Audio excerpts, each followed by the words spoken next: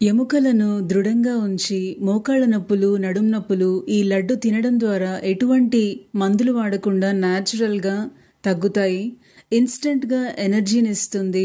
Digestion issues, అజీర్తి, మలబద్ధకం వంటి సమస్యలు దూరం చేస్తుంది. నరాల బలహీనతతో బాధపడే వారికి దివ్యౌషధం ఈ లడ్డు.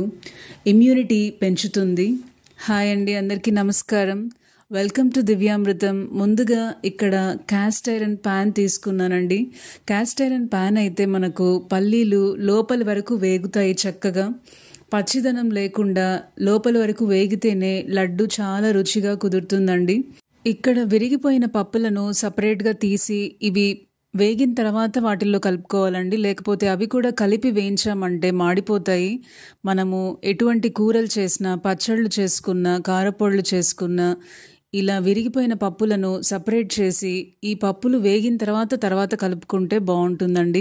ఇక్కడ పల్లీలు చక్కగా వేగిపోయాయి. ఇంకొక ప్యాన్ తీసుకున్నాను, ఐరన్ ప్యాన్.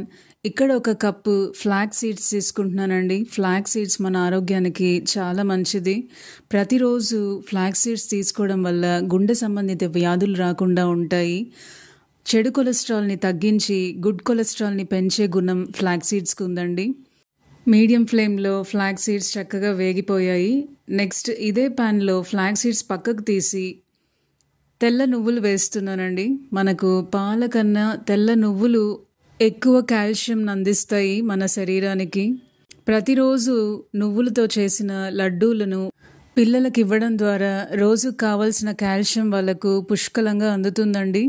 ఇలా కాల్షియం రిచ్ ఫుడ్స్ తినడం ద్వారా ఆస్టియోపోరోసిస్, ఆర్థరైటిస్ సమస్యలు చాలా దూరంగా ఉంచవచ్చు. ఇక్కడ నువ్వులు కూడా చక్కగా వేగిపోయాయి.